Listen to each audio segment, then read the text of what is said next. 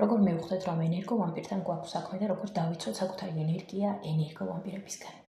დასაწყისისთვის განვიხილოთ, ვინ არის ენერგოვამპირი და საერთოდ რას ნიშნავს ეს ტერმინი. ენერგოვამპირი არის ადამიანი, რომელიც ცნობიერად ან არაცნობიერად იკვებება სხვა ადამიანის ან ადამიანების ენერგიით.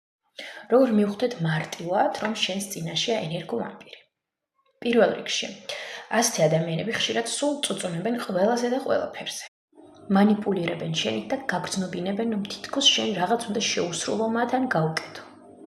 პროვოკაცია და კონფლიქტები. გამოყავხარ მდგომარეობიდან, იწყებს ჩხუბს, კამათს და იკვებება ამ მდგომარეობით და ის ივსებს მის ენერგიას. ლაპარაკობენ მხოლოდ საკუთარ თავზე და საკუთარ ცხოვრებაზე და არ ინტერესდებიან თუ როგორ გრძნობ შენ თავს და რა ხდება შენს ცხოვრებაში.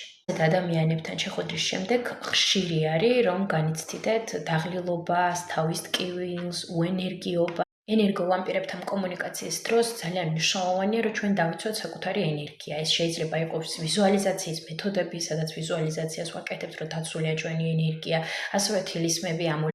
და რაც მთავარია, ენერგოვამპირები გვასწავლიან ჩვენ იმას, რომ ჩვენ დავიცვათ ჩვენი საზღვრები, ვთქვათ არა.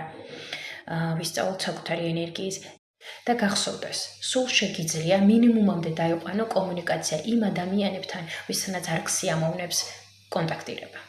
იზრუნე საკუთარ თავზე, როგორც ფსიქოლოგიურ, ისე სულიერ და ენერგეტიკულ მდგომარეობაზე.